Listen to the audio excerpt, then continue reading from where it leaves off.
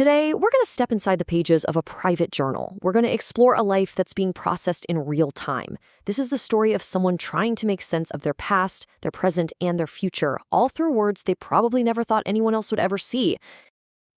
This one sentence, it really just gets to the heart of the whole thing.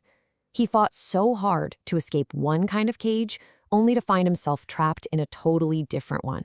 A cage built inside his own mind. So let's try to understand that cage. So as we go through the pages of this journal, we're going to trace the author's thoughts, see how he navigates his past, his anxieties about right now, and his really fragile hopes for the future. For him, this journal isn't just some diary where he writes down what happened. No, it's a lifeline. It's his way of trying to make sense of all the chaos and find some kind of signal in the noise of his own head. And that chaos, well, it's born from this massive conflict. A past that was so bright, full of academic promise, crashing right into a present that feels totally lost, buried in debt, and just shrouded in uncertainty. So where do we start? Let's dive into the things that haunt him. His journal is filled with these two massive recurring regrets that are like ghosts in his daily life. A love he never spoke about and a degree he never finished. And he's so painfully aware of how his past is just bleeding into his present, especially when he's dreaming.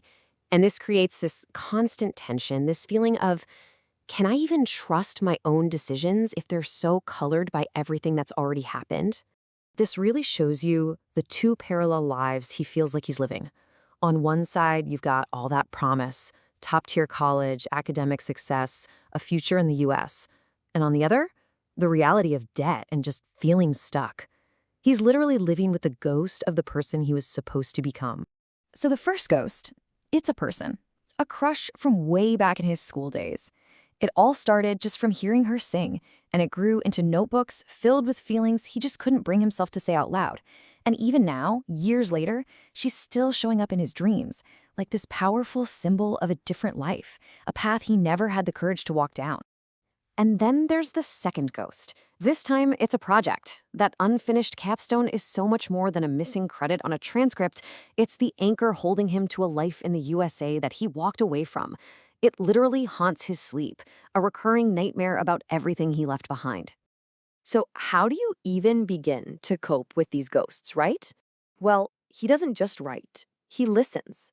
For this author, music has become the main language for understanding his own heart. I mean, he actually describes it as something close to an addiction. This is not a passive thing for him. Music is actively shaping his thoughts, his dreams, his entire inner world. Think of this playlist as his emotional roadmap. Eminem's Not Afraid, that gave him a kind of strength he felt he never got from his own father. Taylor Swift's Wildest Dreams lets him mentally explore all the what-ifs with his old crush. Each song is literally a key that unlocks a very specific feeling or memory. So to put it simply, music acts as his timestamp. He actually wrote, "I realized I only had timestamp for my emotion, and music gave me the benchmark to balance my chaotic, impulsive behavior." It's basically his anchor in the middle of this mental storm. All right, so he's got these ghosts from the past, he's got this soundtrack, but how does he fight the battle for today? This next part is all about the conflicts he's facing right now, both inside and out. This quote, man, it just sums up his daily struggle perfectly. He's caught in this constant drift, pulled between regrets about the past and anxiety about the future, and he can rarely just exist in the present. He talks about being trapped in this endless loop, just walking that same mental path of what-ifs over and over and over again, replaying old decisions and their consequences, but with no exit. And what's fueling that loop? Well, it's very real, very tangible pressure. Look at this number. This is the salary he feels like he should be earning. And it's not just about the money, it's a measure of the life, the stability, and the success he's convinced he just threw away. And all that pressure, it just creates this massive internal war. He's battling all of it every single day. The anger, jealousy, a totally bruised ego, and just this crushing weight of guilt and regret. And that brings us right back to where we started, doesn't it? The journal isn't just a record of this war, it's the battlefield itself. It's the one place where he can try to line up all these warring emotions and just try to make some sense of it all. So the big question is there a way out of this? In the final part of his journal, you start to see a shift. He's not finding any easy answers, but he is finding something that might be even more valuable: self-awareness. He actually quotes Steve Jobs here, and it feels like this huge aha moment for him. He's starting to get that he can't see the whole picture right now, but he has faith that someday, looking back, this whole chaotic path will actually make some kind of sense.